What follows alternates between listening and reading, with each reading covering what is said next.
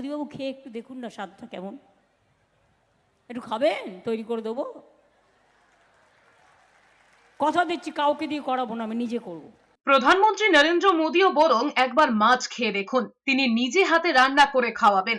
সোমবার ব্যারাকপুরের সভায় দাঁড়িয়ে প্রধানমন্ত্রীকে সেই প্রস্তাবই দিয়েছেন পশ্চিমবঙ্গের মুখ্যমন্ত্রী মমতা বন্দ্যোপাধ্যায়। সেই সঙ্গে কথা দিয়েছেন প্রধানমন্ত্রী নরেন্দ্র মোদী রাজি হলে অন্য কাউকে দিয়ে রান্না করাবেন না। এমনকি প্রধানমন্ত্রী যদি বলেন তাহলে তিনিও ধোগলা খেতে রাজি, কারণ তার কাছে জাতপাত বলে কিছু নেই। উল্লেখ্য, এর আগে নবরাত্রির সময় বা শ্রাবণ মাসে মাছ মাংস খাওয়া বা তার ভিডিও সোশ্যাল মিডিয়ায় প্রকাশ করার বিষয়টিকে মোগলদের মানসিকতা বলে বিরোধীদের আক্রমণ করেছিলেন প্রধানমন্ত্রী নরেন্দ্র মোদী। তারপর থেকে বিভিন্ন সভায় এই প্রসঙ্গে প্রধানমন্ত্রীকে কটাক্ষ করেছেন মমতা বন্দ্যোপাধ্যায়।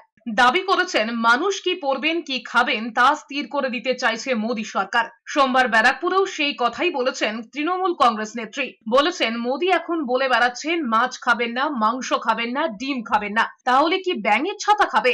এখনো আর বলে বেড়াচ্ছে মাছ খাবেন না, কিউ মাছলি খাতা হ্যায়, মাংস খাবেন না, ডিম খাবেন না, তো ব্যাঙের ছাতা খাবে, জোগাড় করে দিতে বলুন।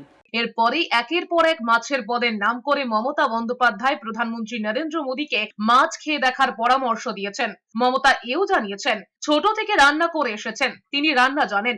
আবার প্রধানমন্ত্রী নরেন্দ্র মোদী যদি তাকে ধোগলা বা দোসা খেতে বলেন তাও তিনি খেতে পারেন। মোদিবাবু খেয়ে একটু দেখুন না স্বাদটা কেমন, একটু খাবেন, তৈরি করে দেবো।